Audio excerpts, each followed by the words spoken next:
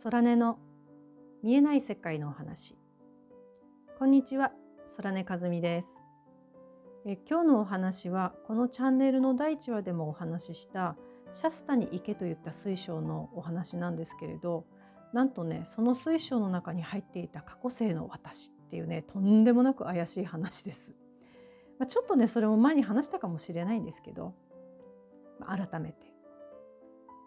過去世ってあんまり聞いたことない方もいると思うんですけれど、前世と同じです。ほとんどのね、魂は転生をしています。どうして言い切れるかっていうと、私がねチャネリングを習ってから思い出されてきた過去がいくつかあるんですけれど、そのね、記憶が一緒の時代の人とかと喋っていると、ああそうだよね、ここに何とかもあったよね、何とかさんもいたよねみたいな、そんな風にね、相手とぴったりの記憶がねあったりするんですよ。だからやっぱこれは思い違いではないと思います。ということで話を進めていきます。で、私が初めて過去世の私っていうものに会ったのがスピリチュアルセッションっていうのを初めて受けた時なんです。ハートの領域に入って必要なメッセージをもらってくるっていうようなセッションでした。その時のセラピストさんは私が見えてるビジョンを共有できる方だったんですけど、今見えてるのはこういう感じですよね、ああいう感じですよねって言うんですよ。で、その通りなので言われるがまま誘導されてハートの領域っていうところに行きました。私が見たビジョンは薄暗い水族館を思い出させるとっても広い場所に何人かの人が歩いているのが見えたんですね。で、そこにねポツンと縦長のショーケースのようなものをねじーっと覗き込んでる白いローブを着たような男の人が見えたんです。次に気になった人のところへ行って、その人の目を見てくださいって言われたんで、その人のところに私は行きました。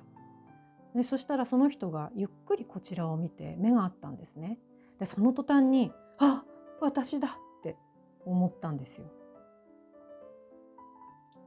何代生まれ変わっても目だけは変わらないので、目を見たら誰なのかがわかるって言われているんですけど、後々ねそれを教えてもらった時に、ああやっぱりなって思いました。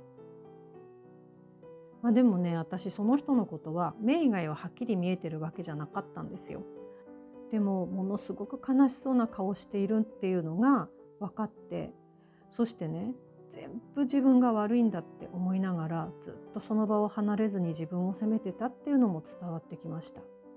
だからね、私まで胸が締め付けられるような苦しさを覚えました。で、そこからほどなくして過去性ワークか何かを受けた時にレムリア時代の私っていうのが出てきたんです。その時の私は宇宙船に乗っていて、宇宙評議会のメンバーみたいな感じなんです。で、白いローブを着ていてちょっと大きめの書類を小脇に抱えて、そしてああもうダメだ、間に合わない、全部自分が悪いんだって悔やみながら急いでその宇宙評議会の会議室に向かっている姿を思い出したんです。それで会議室のドアを開けたら大きなね楕円のテーブルを囲んでいろんな宇宙人が座ってるんですよ、そこに。で、レムリアの時代っていうのは私はよくわからないんですけど、多分いろんな宇宙人が一緒にね地球で楽しく暮らしてたっていうようなイメージがあるんです。人間の形をした人は私以外にも少しいたような感じだったんですけど、あとはねなんか面白い形の人たちの方が多かったっていう感じでした。それで間に合わないって思っていたのは、私がね、その時の私がレムリア大陸が沈むっていうことはね早くから分かっていたと。だけどまだなんとかなる、まだ大丈夫って思っていて、それをずっとね他の人たちにも言わないできたと。けれどとうとう沈むことが決まってたくさんの犠牲が出ることになったのは自分がそれを伝えなかったからなんだって。だからものすごい罪悪感を抱えているんですよ。それでそこの場面からは変わるんですけれど、大陸がね水に飲まれていくのを宇宙船からとっても悲しい思いをしながら眺めている私っていうのも記憶が戻ってきました。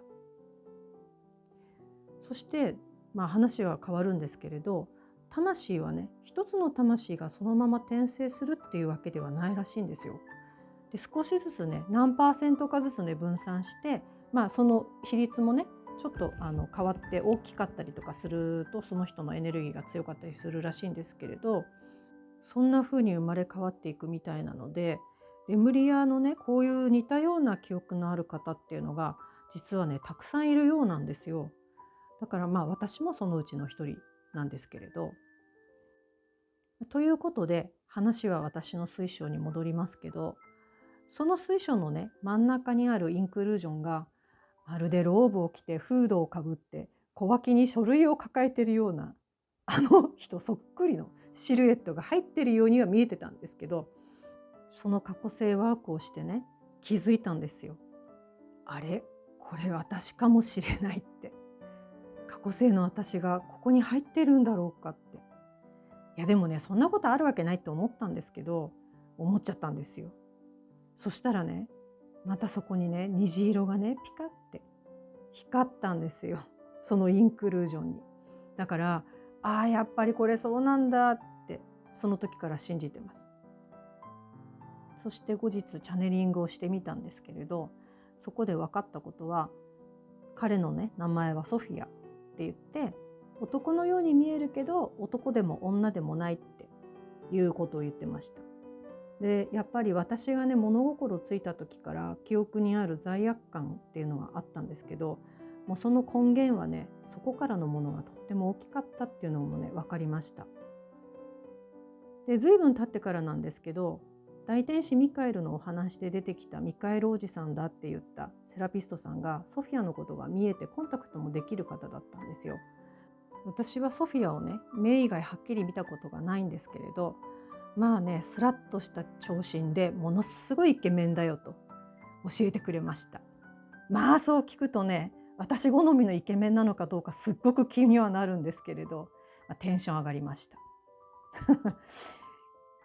だから水晶のエネルギーが最初にとっても合ってるって思ったのも過去世の私ですからね、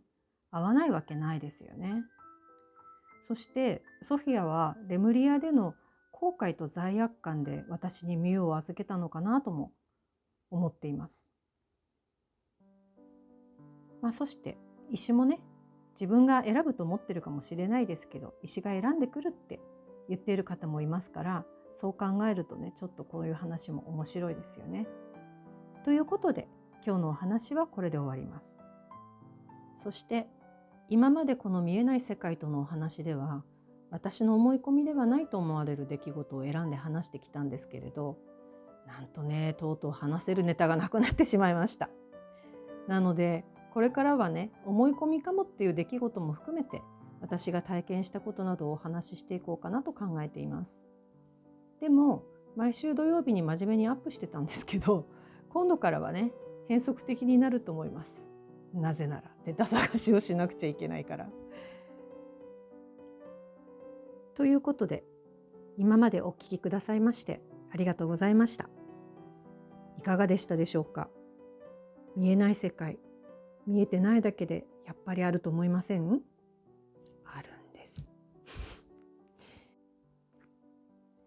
人間には皆平等にこういう能力が備わっているので、あると思えばその道は開くようになっています。ではまた。